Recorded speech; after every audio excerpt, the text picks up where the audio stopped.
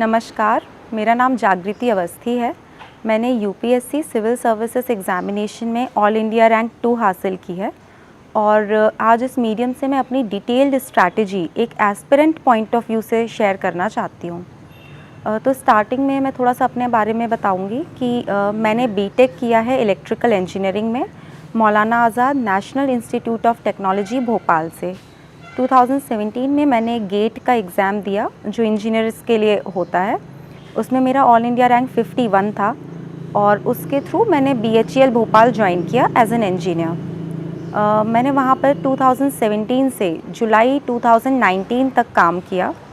जुलाई 2019 में मैंने अपनी जॉब छोड़ करके पूरी तरह इस एग्ज़ाम की तैयारी शुरू कर दी और 2020 में मैंने अटेम्प्ट लिया।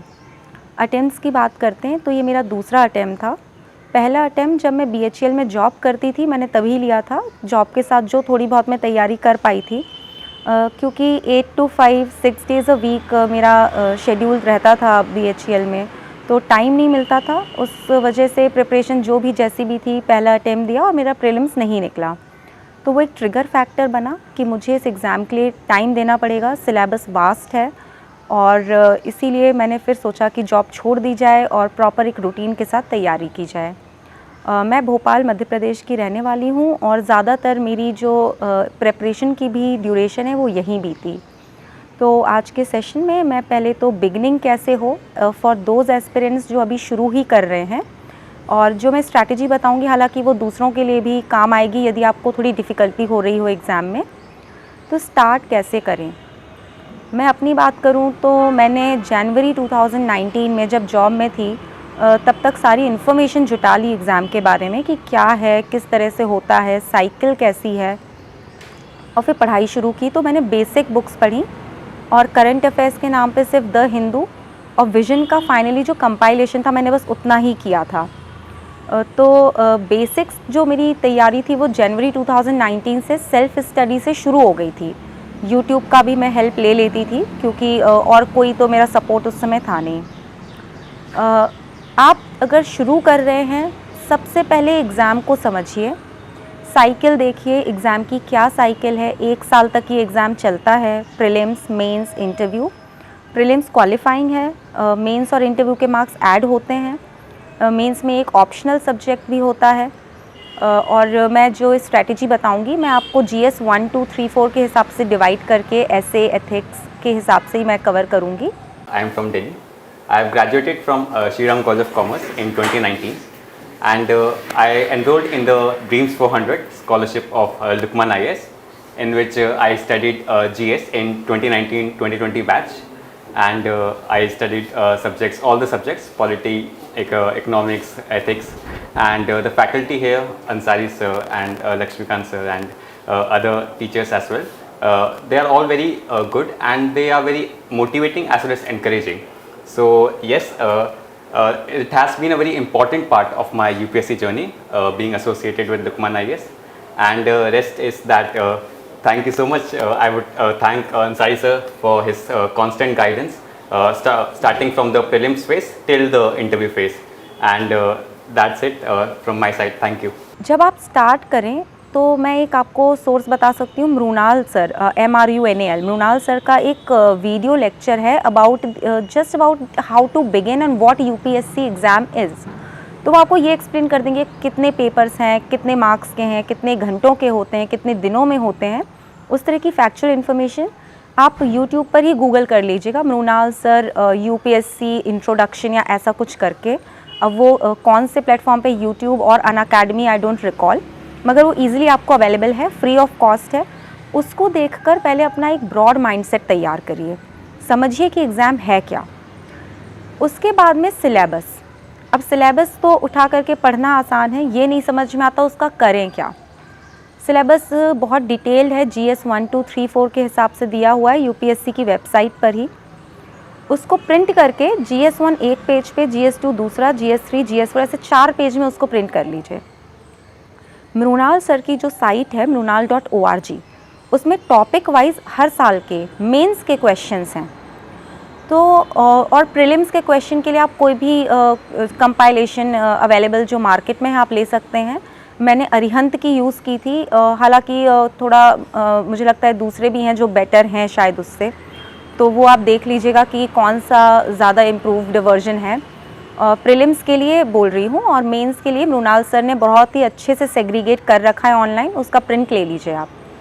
अब आप अपने सिलेबस के साथ बैठिए, पहला टॉपिक पढ़िए। अगर उसमें लिखा हुआ salient features of Indian art and culture and architecture, आप मृणाल सर के वेबसाइट पे देखेंगे तो उसी टॉपिक के अंदर उन्होंने क्वेश्चंस दे रखे होंगे। आप सिर्फ क्वेश्चंस को पढ़ लीजिए, अटेम्प्ट करने की ज़रूरत नहीं है, सिर्फ ये देखें क्वेश्चन पूछ क्या रहा है। ये एक्सरसाइज आपको इस तरह GS 1 2 3 4 हर उसके सिलेबस के टॉपिक के लिए करनी है। तो हर टॉपिक के जो क्वेश्चंस हैं, यदि आपको वो समझ में आ गए तो आपको सिलेबस पूरा समझ में आ गया। एथिक्स के लिए ये स्ट्रैटेजी उतनी यूज़फुल नहीं होगी, पर GS 1 2 3 के लिए आप पूरी तरह से यही स्ट्रैटेजी अपना करके चलिए। एक बार आपको जब सिलेबस का आइडिया लग चुका है, आपको समझ में आ गया एग्ज़ाम क्या डिमांड करता है, तो आपकी पढ़ाई का जो हम स्मार्ट वर्क कहते हैं, यही स्मार्ट वर्क है कि आप ये समझें कि कब क्या कैसे करना है। एक बार ये एक्सरसाइज, अच्छा इस एक्सरसाइज में आपको 1 महीने का समय लग सकता है। मैंने तो पूरा 1 महीने का समय लिया था, संतुष्ट हो करके। अगर इंग्लिश में कभी नहीं कोई क्वेश्चन अच्छे से समझ में आया तो हिंदी ट्रांसलेशन देख लिया, पर क्वेश्चंस को समझ लीजिए। तो टॉपिक्स जो इम्पॉर्टेंट हैं वो किसी से पूछना नहीं, आपको खुद ही समझ में आ जाएंगे। ये एक्सरसाइज करने के बाद अब मैं बात करूँगी गाइडेंस और कोचिंग की, क्योंकि बहुत सारे लोग पूछ रहे हैं कौन सी ज्वाइन की और कौन सी नहीं ज्वाइन की। तो मैं बिल्कुल ऑनेस्टली आपको बता दूं, 2019 में जब नौकरी छोड़ी और प्रीलिम्स ना निकल पाने का जो एक्सपीरियंस था पहली बार का, उसने मुझे थोड़ा सा कहीं ना कहीं प्रेशराइज़ किया कि अब नौकरी भी छोड़ दी है तो कहीं कोई कमी ना रह जाए, रूटीन चाहिए। इसलिए मैंने फ़ैसला लिया कि घर से थोड़ा सा दूर एक ऐसे एम्बियंस में जहाँ इसका माहौल हो, क्योंकि घर में कोई सिविल सर्विसेज में नहीं था, मेरे फ्रेंड्स में भी कोई ऐसा नहीं था जो मुझे गाइड कर पाता। तो मैंने दिल्ली जाने का डिसीजन लिया। मैंने वहाँ पर जा कर के I don't know the platform is okay but I will use the name of the coaching. मैंने वाजीराम एंड रवि में क्लासरूम प्रोग्राम लिया। अगस्त से मैंने शुरू की थी अपनी कोचिंग, और देखिए अब मुझे नहीं मालूम कि वो कितना रेलेवेंट है, क्योंकि जितनी मुझे इन्फॉर्मेशन है टीचर्स काफ़ी कुछ छोड़ करके कहीं और जा चुके हैं। तो अब आप अपना डिसीजन अपने हिसाब से लीजिए। और एक बात और कहूँगी, यदि आप दिल्ली में नहीं रहते हैं तो आप ऑनलाइन कोचिंग ले लीजिए। यदि आपके पास संसाधन हो तो आप ऑनलाइन कोचिंग लें। यदि संसाधनों की कमी है तो यूट्यूब पर बहुत सारे फ्री प्लेटफॉर्म्स भी हैं जिनका मैं आगे मेंशन करूँगी, जिनको मैंने बहुत ज़्यादा यूज़ किया है। और ये एक है, क्या है, दिल्ली में आपका टाइम काफ़ी वेस्ट होता है आने जाने में, चीज़ों को अरेंज करने में। तो मैं यही सजेस्ट करूँगी, हो सके तो ऑनलाइन प्लेटफॉर्म्स यूज़ कर लीजिए। और ऑनलाइन कोचिंग्स भी अब तो कोविड के बाद सब आ चुकी हैं। तो ये हुई क्लासरूम प्रोग्राम। टेस्ट सीरीज़ की बात करूँ तो प्रीलिम्स में एज सच कुछ स्पेसिफिक नहीं था, मिक्स कर ली मैंने 3-4 कोचिंग्स की।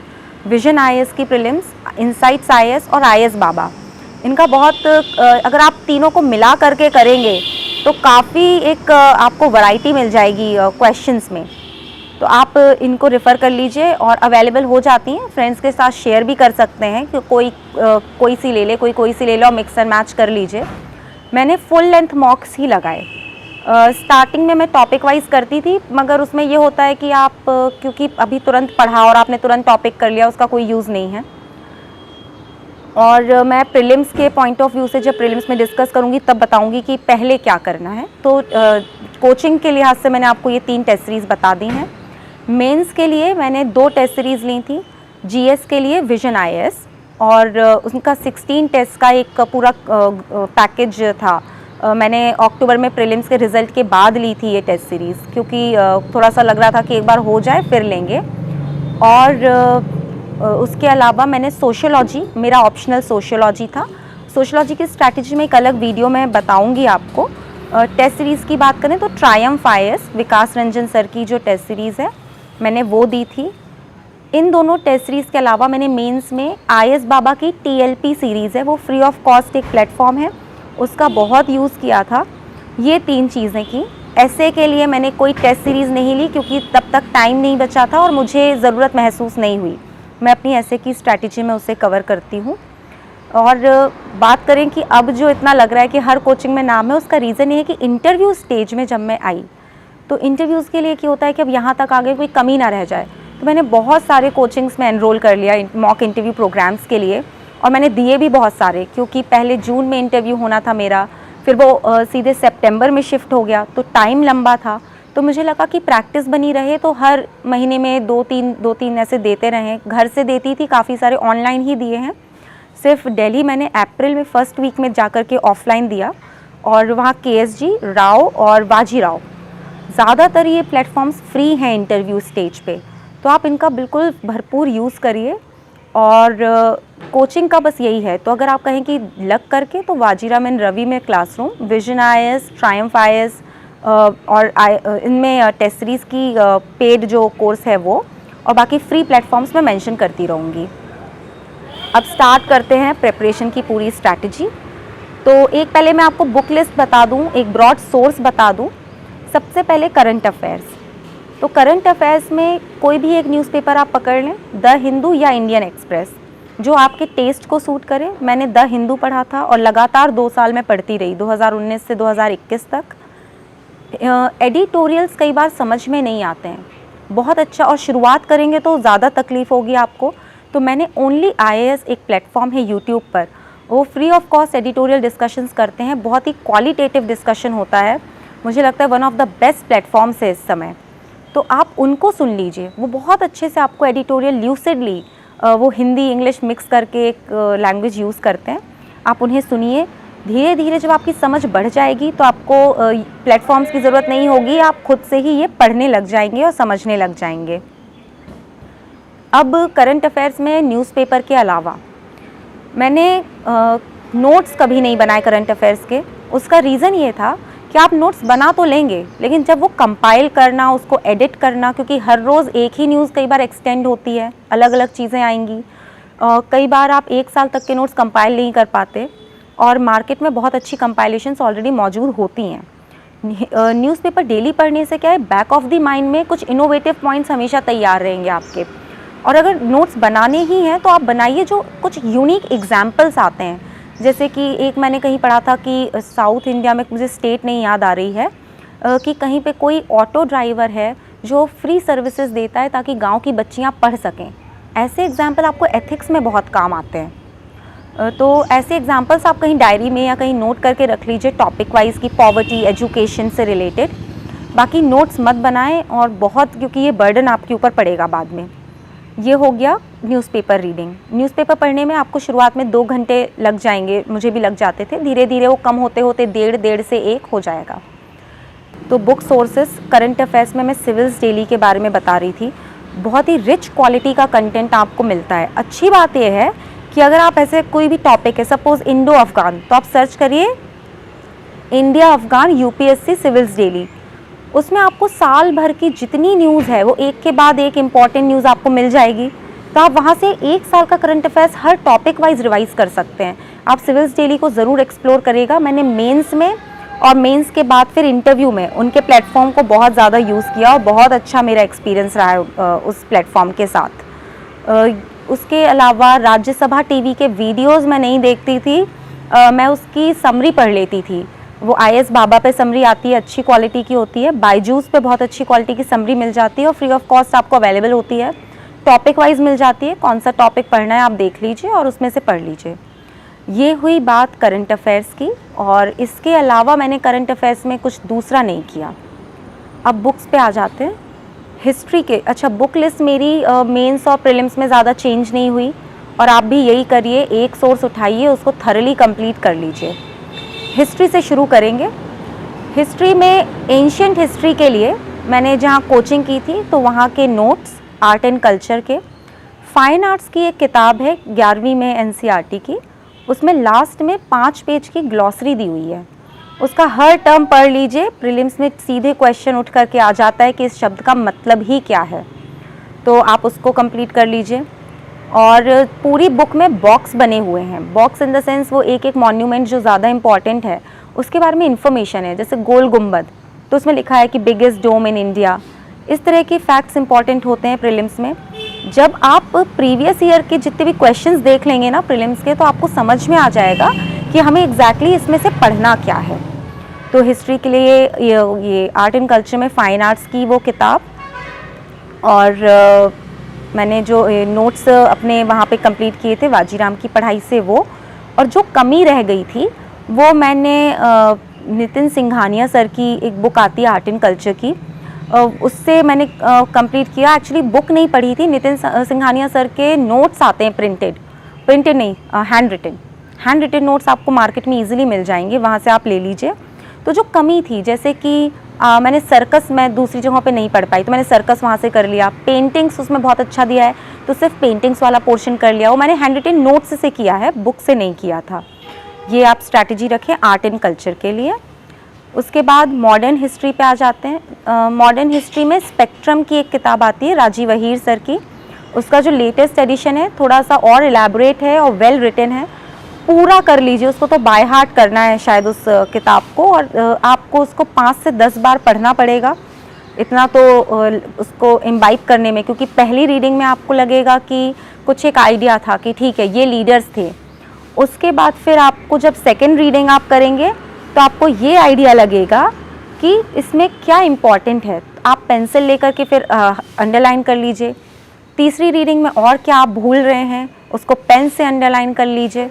चौथी रीडिंग में हाईलाइट कर लीजिए, और जो आपने हाईलाइट किया उसको बार बार रिवाइज करिए। मॉडर्न हिस्ट्री में इसके अलावा कुछ दूसरा रेफ़र नहीं किया, प्री में भी और मेंस में भी। मिडिवल और एंशिएंट हिस्ट्री मैंने कंबाइंड तमिलनाडु बोर्ड की किताब से किया था। एंशिएंट हिस्ट्री के लिए जो वाजीराम में नोट्स थे उनका भी सहारा लिया, और बाकी ये 2 चीज़ें, तमिलनाडु की 11th स्टैंडर्ड की बुक बहुत ल्यूसिडली रिटन है, बहुत सिंपल है, उसको अच्छे से करिए। और ख़ासकर जो आर्ट एंड कल्चर का पोर्शन है मिडीवल का, उसको ठीक से करिए। जो पॉलिटी है, देखिए वॉर्स वगैरह के बारे में कोई नहीं पूछता, मैंने कहा आप एक बार क्वेश्चंस देखिए पिछले 10 साल के, आपको आइडिया लगेगा।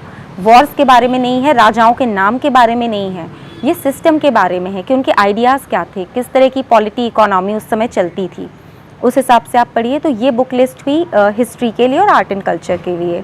आर्ट एंड कल्चर और हिस्ट्री को थोड़ा सा रिलेट करेंगे तो आसान होगा। जैसे आप स्तूपा के बारे में पढ़ें और मॉडर्न पीरियड को पढ़ें एक साथ, तो ज़्यादा कनेक्ट कर पाएंगे। ये हुआ हिस्ट्री। अब बात करते हैं पॉलिटी की।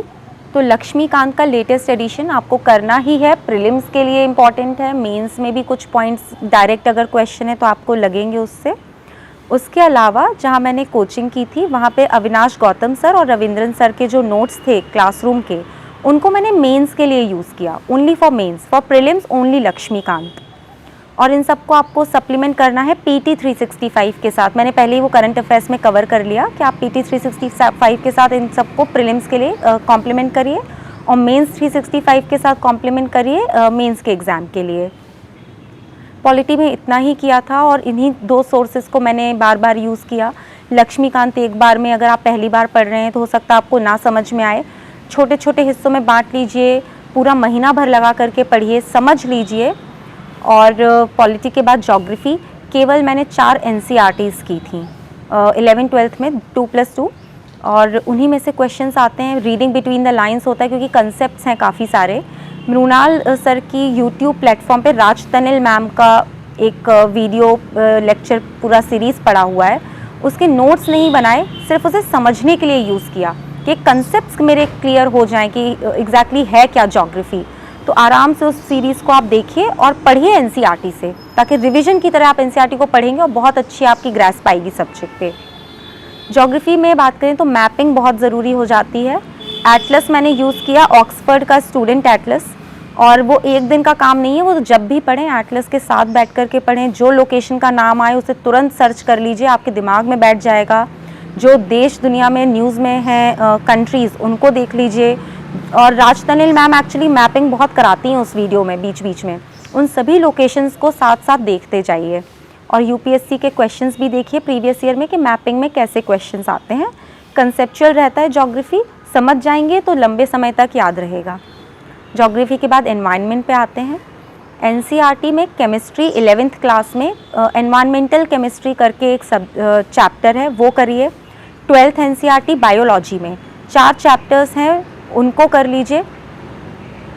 वैशाली आनंद मैम का टेलीग्राम पे एक चैनल चलता है, उसमें वो बहुत अच्छे क्वालिटी के रिसोर्सेज शेयर करती रहती हैं, तो तो वो PDF फॉर्मेट में होते हैं, आप उसको देखिए, फ्री ऑफ कॉस्ट प्लेटफॉर्म है, बहुत अच्छा उसमें आपको कवरेज मिल जाएगा। वो MCQs भी शेयर करती हैं साथ साथ, और previous year questions. Shankar IAS sir की बुक मैंने बहुत सिलेक्टिवली पढ़ी है, सिर्फ वो चीज़ें जो बार बार न्यूज़ में आ रही हों और जिनका मुझे थोड़ा सा कम नॉलेज हो उनको किया।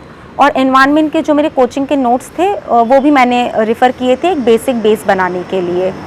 एनवायरनमेंट में भी मैपिंग इम्पॉर्टेंट है कि कोई जो बायोस्फीयर रिजर्व्स वगैरह हैं उनमें कौन सा इंपॉर्टेंट एनिमल रहता है, नेशनल पार्क में कौन सा, जैसे इस बार आया था हिमालयन मस्क डियर का कोई क्वेश्चन कि, और बारासिंगा का क्वेश्चन। तो जो इम्पॉर्टेंट नेशनल पार्क हैं जो न्यूज़ में रहते हैं उनमें कौन सा एनिमल मेन है वो आपको मालूम होना चाहिए। हर आपको एनिमल का नाम नहीं पता होने की ज़रूरत है, लेकिन जो इम्पॉर्टेंट है उसका एटलीस्ट एक आइडिया रहे कि कहाँ मिलता है, कहाँ का नेटिव है, क्योंकि पूछ लेते हैं कई बार प्रीलिम्स में।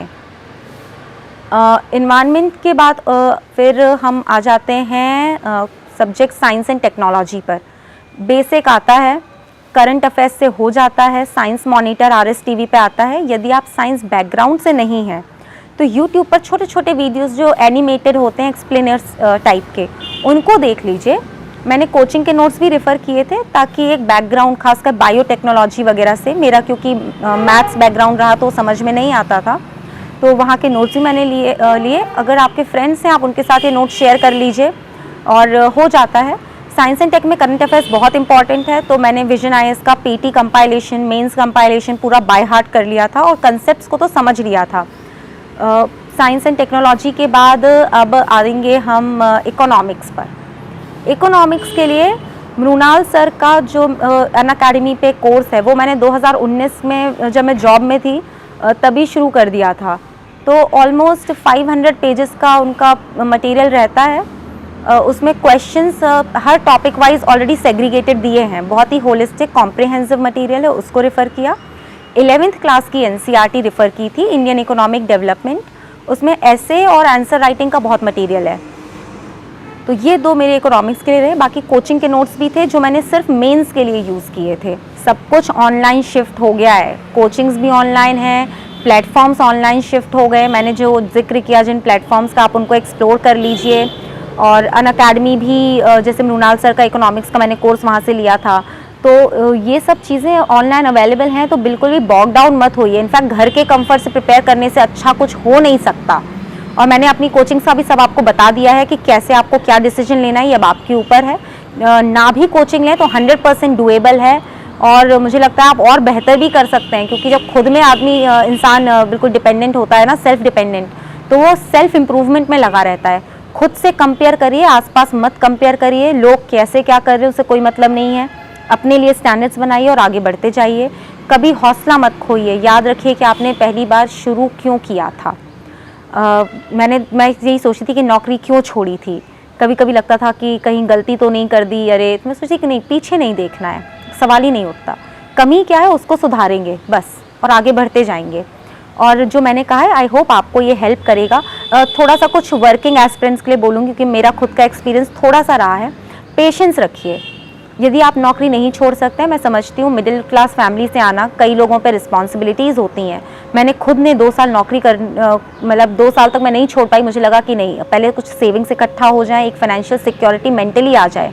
भले ही आपके पेरेंट्स आपको स्पॉन्सर कर देते हैं, पर एक दिमाग में रहता है। यदि आप पे घर की जिम्मेदारियां हैं, आप नौकरी नहीं छोड़ सकते, तो अपने सपने को मत छोड़ें, पेशेंस रखें, ऑनलाइन प्लेटफॉर्म्स का सहारा लीजिए, छोटे छोटे टुकड़ों में सिलेबस को बांट लीजिए और उसको फॉलो करिए, चेस करिए। छोटे छोटे हिस्से जुड़ करके फिर पूरा एक कंप्लीट पिक्चर बना लेते हैं। और बस मेरी यही आपसे एक मैसेज है कि don't give up ever, have hope. मैंने एक्सपेक्ट नहीं किया था कि दूसरी रैंक आएगी, और जो कुछ भी डाउट्स होंगे, मैंने कोशिश तो की है कि मैं पूरा होलिस्टिकली बता सकूं, और जो कुछ भी अगर मुझे लगता है कि कुछ मिसिंग है, तो आई होप कि मैं खुद अपना कोई ब्लॉग लिख करके या कुछ रिटन फॉर्मेट में पोस्ट भी कर दूं।